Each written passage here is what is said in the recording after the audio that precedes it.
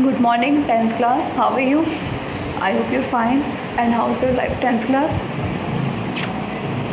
I hope you're very awesome. It's getting along with very awesome 10th class. 10th class सारे बच्चे ध्यान देंगे। आप लोगों के व्याकरण स्टिक चल रही थी ना, व्याकरण ग्रामर स्टार्ट कर दी थी हम लोगों ने। ग्रामर के अंदर आप लोगों की संधि चल रहा था, ठीक है। संधि का हमारे को आज टॉपिक पढ़ना था विसर्ग संधि। कौन सा पढ़ना था? विसर्ग संधि।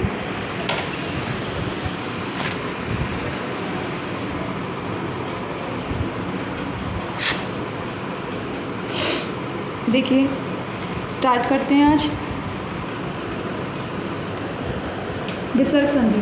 प्रथम पद के विसर्ग के पश्चात कोई स्वर अथवा व्यंजन हो तथा विसर्ग में परिवर्तन हो तो वहाँ विसर्ग संधि होती है। क्या कहा इसने? देखो, प्रथम पद के विसर्ग के पश्चात कोई स्वर अथवा व्यंजन हो तथा विसर्ग में परिवर्तन हो तो वहाँ विसर्ग संधि होती है। यहाँ इसके विधानों का ज्ञान कराया जा रहा है। उत्व, रुत्व, सत्व तथा विसर्ग लोप। उत्व विधान। यदि विसर्ग से पहले ए हो और उसके बाद ए अथवा किसी वर्ग का तीसरा, चौथा, पांचवा वर्ण हो, य, र, ल, व में से कोई वर्ण हो तो विसर्ग को ऊ हो जाता है। तो विसर्ग का ऊ हो जाता है, जो अपने पूर्व के ए के साथ मिलकर ओ हो जाता है। जैसे प्रथम प्लस अध्याय, प्रथमोध्याय। श्याम प्लस गच्छति, श्यामो गच्छति। राम प्लस यति, रामो यति। मूर्ख प्लस वदति, मूर्खो वदति। कृष्ण प्लस नमते, कृष्णो नमते। मन प्लस हर, मनोहर। मन प्लस रथ, मनोरथ। यश प्लस कानम, यशो कानम। मन प्लस रति, मनोरति। यश प्लस गाथा, यशो गाथा। देव प्लस वंद्य, देवो वंद्य। कृष्ण प्लस जयति, कृष्णो जयति। रुत्व विधान देखिए इसका।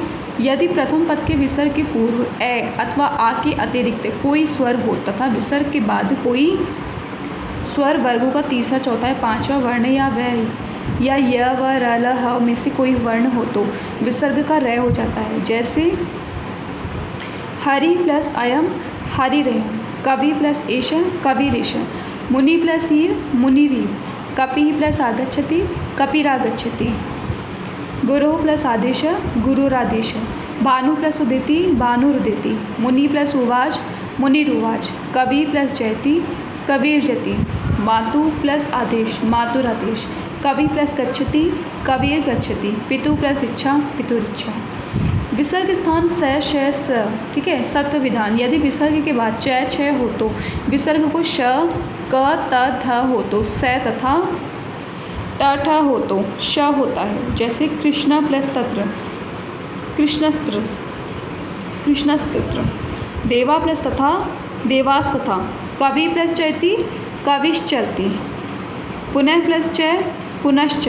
निहि प्लस छल, निश्चल। राम प्लस टीकते, रामष्टिकते। धनु प्लस टंकार, धनुष्टंकार। कवयः प्लस च, कवयश्च। नमः प्लस ते, नमस्ते। कः प्लस चित्त, कश्चित्। नमः प्लस कार, नमस्कार। विसर्ग लोप। जिस स्थिति में पूर्व पद के विसर्ग का लोप हो वह विसर्ग लोप संधि होती है। यह निम्नलिखित स्थितियों में होती है। जैसे यदि सह और एश के पश्चात आगे ए को छोड़कर कोई अन्य स्वर या व्यंजन हो वहाँ विसर्ग का लोप होता है। जैसे सह प्लस इति, सह प्लस इति, स इति। एश प्लस याति, एश याति। स प्लस करोति, स करोति। एश प्लस गच्छति, एश गच्छति। विसर्ग से पहले ए हो और उसके बाद ए से भिन्न कोई स्वर हो तो विसर्ग का लोप हो जाता है। जैसे अतः प्लस एव, अतः। बुद्ध प्लस इति, बुद्धिति। शिव प्लस इति, शिविति। अर्जुन प्लस उवाच, अर्जुन उवाच। कृष्ण प्लस उवाच, कृष्ण उवाच। विसर्ग से पहले आ हो और उसके पश्चात कोई भी स्वर हो या वर्गों का तीसरा, चौथा, पांचवा वर्ण या य, व, र, ल, ह में से कोई वर्ण हो तो विसर्ग का लोप होता है। जैसे बौद्धा प्लस बुद्ध इति, बौद्धा प्लस बुद्ध प्लस इति। बौद्धा बुद्ध इति। देवा प्लस जयंती, देवा जयंती। शिष्या प्लस एते, शिष्या इति। वाता प्लस वांति, वातावांति। देवा प्लस इह देवा इह, पुरुषा प्लस आयन्ति पुरुषा आयन्ति, नरा प्लस नमन्ति नरा नमन्ति। विसर्ग से बने रै के पश्चात यदि रै आए तो पूर्व रै का लोप हो जाता है तथा लोप होने वाले रै से पूर्व के अण ए ई उ को दीर्घ हो जाता है। जैसे निर प्लस रोग निरोग, निर प्लस रस नीरस, पितु प्लस रूपम पितु रूपम, विशंति ही प्लस रूपकाणी विशंति रूपकाणी, अंत्य प्लस राष्ट्रिक अंतराष्ट्रिक, पुनः प्लस रमते पुनः रमते, कवि ही प्लस राजते कवि राजते, हरि ही प्लस रम्य हरि रम्य, शंभु प्लस राजते शंभु राजते। अब मेरी बात सुनेंगे सारे बच्चे। देखो बच्चों, विसर्ग संधि के बारे में आपसे कहा गया है ना, विसर्ग आपको पता है ना कैसे बताए गए हैं। देखो विसर्ग के आपको मालूम है विसर्ग कैसे लगाया जाता है। यहाँ देखो सारे बच्चे एक बार देखो इधर, इस तरीके से विसर्ग लगाया जाता है ना, ये विसर्ग होता है संस्कृत के अंदर, सबको मालूम है। अब इसने कहा कि प्रथम पद के विसर्ग के पश्चात कोई स्वर अथवा व्यंजन हो तथा विसर्ग में परिवर्तन हो तो विसर्ग संधन होती है।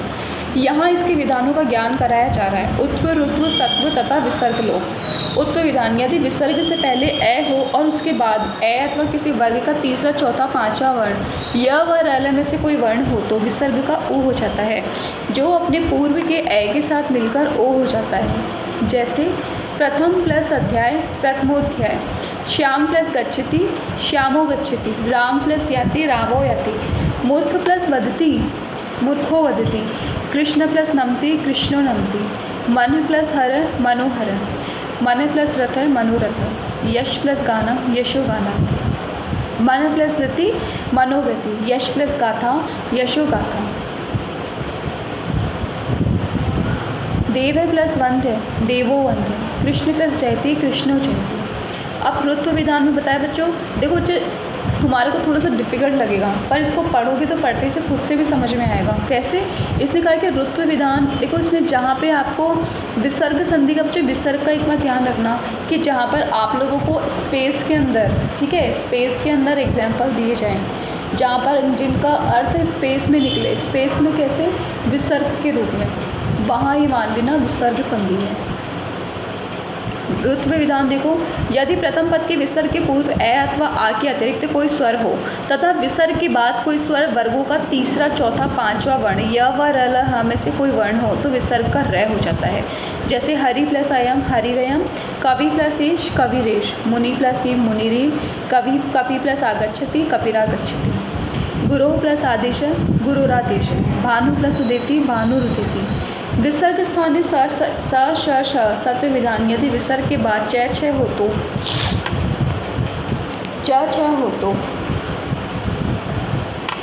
आगे देखना, च छ हो तो विसर्ग को श क त थ, श क त ध हो तो स तथा ट ठ ठ हो तो श होता है। जैसे कृष्ण प्लस तत्र कृष्णस्तत्र, देवा प्लस तथा देवास्तथा। अब मैं एक बार सुनो बच्चों, ये भी देख लो, देवास्तथा, कवि प्लस चलती कविश्चलति, पुनः प्लस च पुनश्च, निः प्लस छल निश्चल, राम प्लस टीकते रामश्टिकते, धनु प्लस टंकार धनुष्टंकार, कवय प्लस च कवयश्च, नमः प्लस ते नमस्ते, क प्लस चित कश्चित, नमः प्लस कार नमस्कार। एक होता है कि विसर्ग का लोप,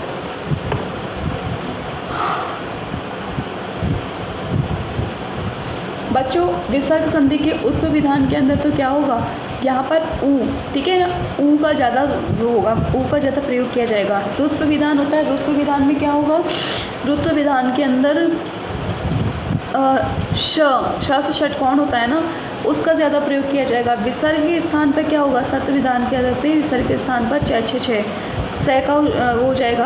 और विसर्ग लोप जो आपको बताया गया ना, तो आप हमेशा इस बात का ध्यान रखना कि जहाँ पर जिस एग्जाम्पल के अंदर विसर्ग को हटाया जा रहा है, ठीक है, विसर्ग को हटाया जा रहा है और स्पेस के अंदर आंसर दिए जा रहे हैं, मतलब स्पेस मतलब विराम लेकर के अर्थ निकल रहा है, विच्छेद निकल रहा है, तो वहाँ आपको क्या ध्यान रखना है, वहाँ आप लोगों को ये ध्यान रखना है कि क्या नाम से ना, इस तरीके वहाँ आपको ध्यान रखना है, वहाँ विसर्ग संधि है, ठीक है। एग्जाम्पल्स थोड़े ध्यान रखना, ओके।